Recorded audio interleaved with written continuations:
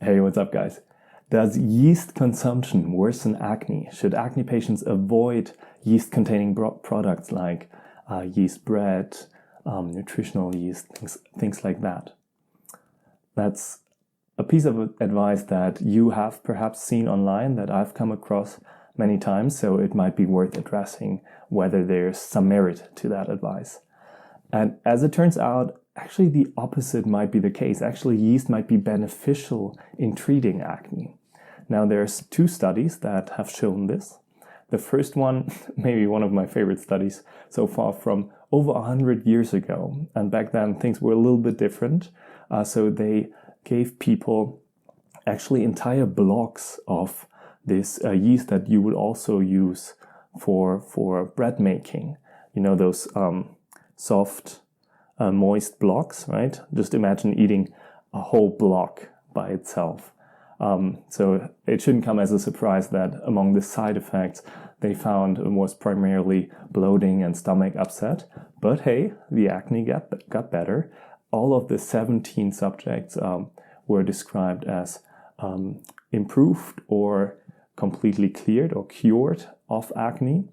But unfortunately, no more specific description of how bad their acne exactly was before, how bad exactly it was after. So yeah, the study design has definitely evolved from back then to nowadays. It's much more specific nowadays. And that's where the second study comes in. That's a more recent study from Germany where they tested a specific strain of yeast, but still it's the species is still the same yeast that you would find in bread, in nutritional yeast, in beer. I'm not encouraging beer consumption for acne here. That's a topic we will talk about another time. But yeah, it's the same yeast species, but slightly different strains.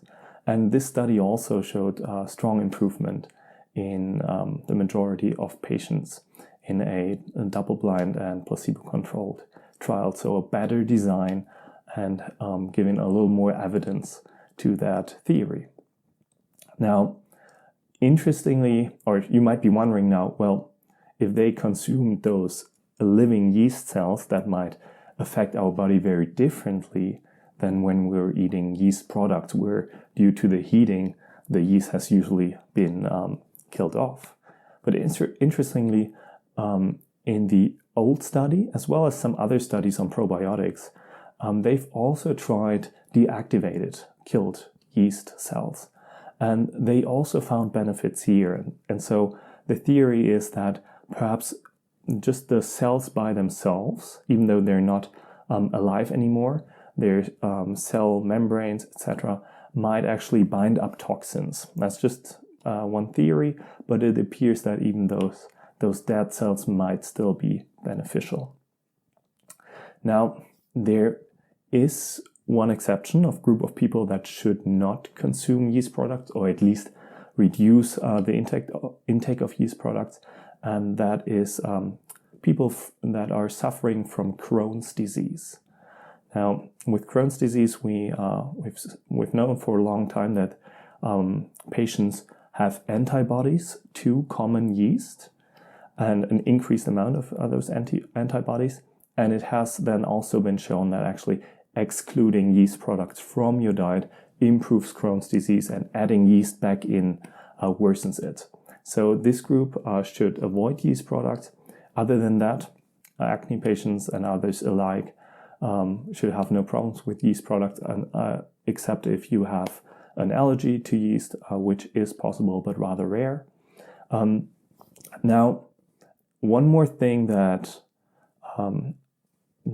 I was wondering about is that you oftentimes read about gut problems in relation to acne. So perhaps it might be possible that acne patients suffer from Crohn's disease more often than the general population.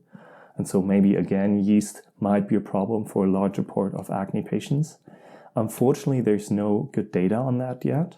We know that acne patients, or it appears that acne patients suffer more often from irritable bowel syndrome than the healthy population, about twice as often. However, that is not to be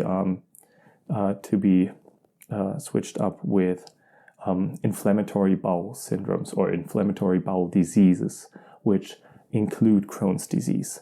So other studies as well have shown that acne is associated with gut problems, but if that includes Crohn's disease is not clear. So just to be on the safe side, if you experience gut problems, maybe have that checked for Crohn's disease, especially if you have the impression that it gets worse when you're consuming, say, nutritional yeast or yeast-containing bread, etc.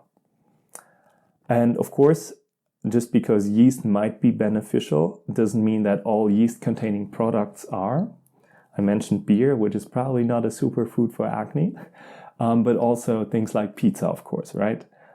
Just having some dead yeast in the dough doesn't make the white flour dough healthy, doesn't make the cheese healthy, and possibly the processed meat that's on there. So we still, as always, want to choose whole grain products, so avoid any yeast-containing pastries and cakes and white breads, but choose whole grain products, nutritional yeast, also a healthy product, which you can use to enrich your diet, give some cheesy flavors, which might have the additional benefits that it's easier to get rid of some of the dairy, which is suspected to aggravate acne as well. But that's a topic for another video. And with that, I leave you. Thank you so much for watching. Bye-bye.